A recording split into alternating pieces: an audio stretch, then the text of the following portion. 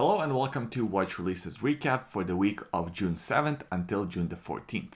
Let's begin with TAG Heuer and their new Carrera Porsche 963 collaboration chronograph. The 24 Hours of Le Mans is a world-famous motorsport race. This year, TAG Heuer, who's a long-term partner of Porsche racing team, has come out with this new limited edition chronograph. At the first glance, it kind of looks like the whole watch is made out of carbon, but it's not. Only the bezel is made out of carbon fiber. The rest of the case is made out of stainless steel. It has a diameter of about 44 millimeters. It's 15.1 millimeters in case height and about 50 millimeters from one lock to another. So it's a bit on the bigger side. From their press materials, this is supposed to be the modern interpretation of a vintage chronograph racing watch. As far as the execution of this one goes, I don't mind it. I think the overall design is fairly attractive and the functionality is not lost. You can still pretty easily read the time. You can still pretty easily track whatever you want to track using the chronograph. It is very legible. It comes on this sort of integrated rubber strap, which I think looks pretty cool. And this one is powered by the new caliber TH20-00. It's based on the Heuer 02, but now it features a bi-directional winding on the rotor, which is a welcomed addition.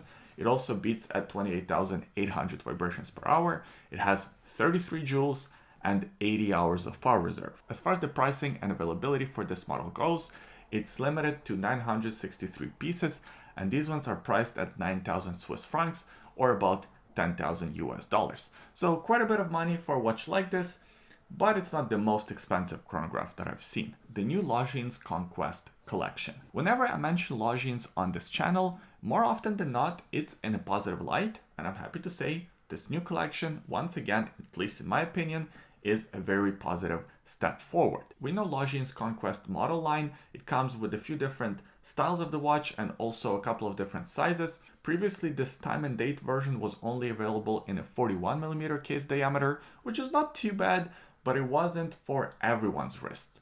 Well, now 2024 Longines came out with the new 38 millimeter case, and I think that actually looks really good and it's a very welcomed addition. This new model comes with 5 different dial variations. There's the champagne one, the blue one, the green one, black one, and silver. Out of all of them, my favorite is probably the blue or the green. I'm kind of a conservative guy, so I think that works the best for this design. Also, the sizing is super reasonable. Not only is the diameter 38 millimeters, it is also a very thin watch, just under 11 millimeters in case height. It's 47 millimeters lock-to-lock distance, so even if you're a lady, I think you should be able to wear this watch no problem. These ones are powered by the Longines caliber L888, which is based on the ETA caliber movement. It beats at 25,200 vibrations per hour. It has 72 hours of power reserve and 21 joules.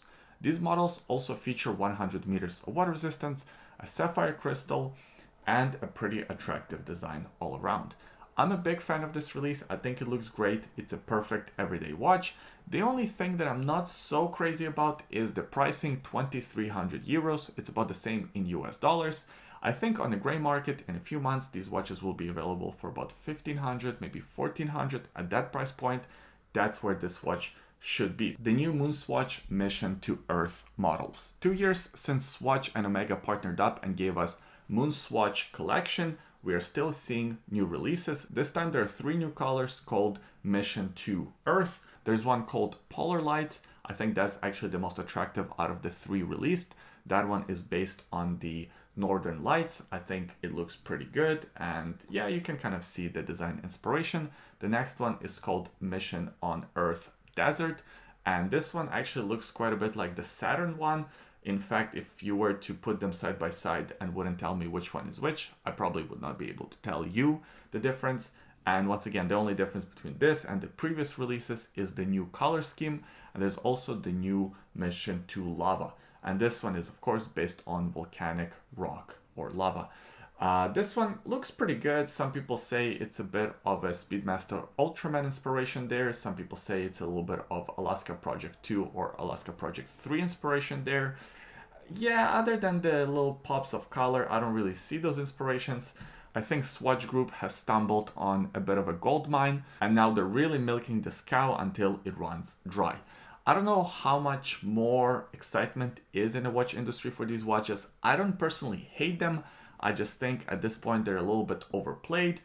Yeah, if you really wanted one in the past, you probably already had one. The new Seiko 5 Sport Heritage Kamen Rider collection. I'm a fan of Seiko watches, and that's why I criticize them very often. I criticize because I love, but to be honest with you, I don't know too much about all these unique Seiko 5 models. Because there are so many and each one comes with its own cult following and its own rich history. Apparently in late 1960s there was this reference 5126-8090, also known as the Kamen Rider. Kamen Rider was this character on a Japanese TV show that used to wear this watch, and that's why it was nicknamed as such. Over the years there were a couple of sort of re-editions of this watch, most notably one a year ago or a couple of years ago, but that version wasn't as faithful to the original as these two new models are. So we can see one comes with a silver dial, one comes with a blue dial. They are in exactly the same cases, 38.5 millimeters in case diameter, 12.4 millimeters in case height, just under 44 millimeters in length. And these are a little bit cushioned, so they will disappear on your wrist. Even if you have a really small wrist, I think you can still wear these watches no problem. They come with the Hardlex Crystal 100 meters of water resistance, and they're powered by the Caliber 4R36 in-house movement. It's an automatic introductory Seiko movement that beats at 21,600 vibrations per hour. It has 24 joules and 41 hours of power reserve. Now, a couple of cool things about this watch. Number one, this very vintage bracelet. I think that looks really cool. Number two, the stainless steel bezel. I think that also looks really cool. And of course, that's very faithful to the original, as well as that sort of track around the dial. That also looks really cool. And again, very faithful to the original. I'm also glad that Seiko is releasing watches like this. First of all, there's a huge fan base of these Seiko 5s, especially the ones from 60s and 70s. So it's good to see watches like this come out. And I also think that Seiko wasn't too lazy with this release. They actually recreated the case of the original. They didn't just put it in the new 5KX case like they do with a lot of other models. So there is some effort that went into creating this watch. It is a limited edition to 9,999 pieces for each color. So yeah, a very large limited edition. If you really want one, I don't think you'll have too much trouble finding it. And they're priced at around $450 US, which I think is all right. Yeah, it's a bit on the expensive side, but for a limited edition, for the special watch, I get it. I think Seiko did a good job with this release. The new Breitling Super Diver Edition. Now this one is a giant watch. Breitling already has the Super Ocean automatic at 46 millimeters, but this one is the Super Diver. So first of all, it comes in a titanium case instead of a stainless steel case. Secondly, it comes with 1000 meters of water resistance. I don't know who thought that 300 meters of water resistance wasn't enough and decided that we need more water resistance. It also comes with some sort of plating between the case back and the movement to create more anti-magnetism. So this one can withstand some crazy magnetic fields, but that makes it a little bit thicker. This one is 14.5 millimeters in case height, as opposed to the standard Super Ocean 46 millimeters. That one is just over 13 millimeters in case height.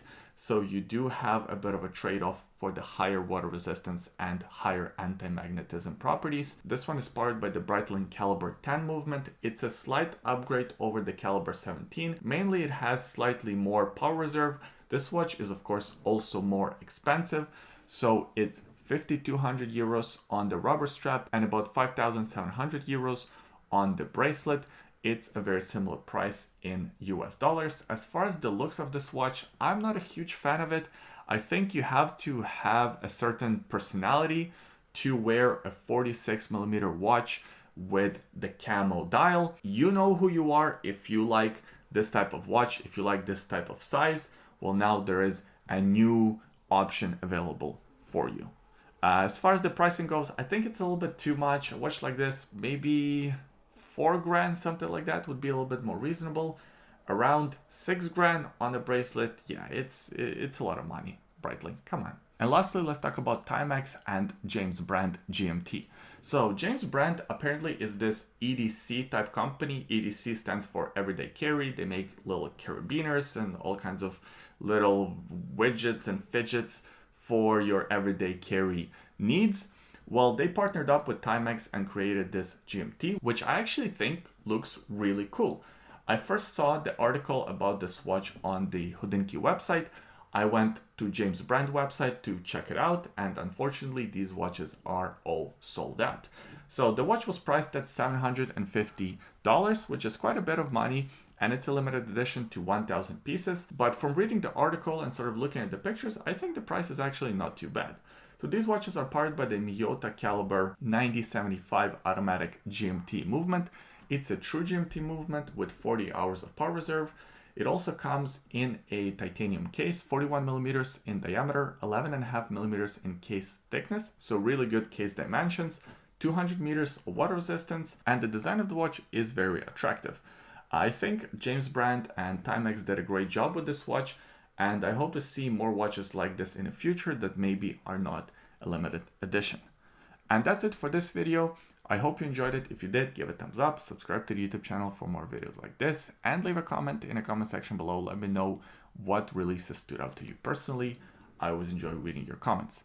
Thanks for watching, and we'll see you next time.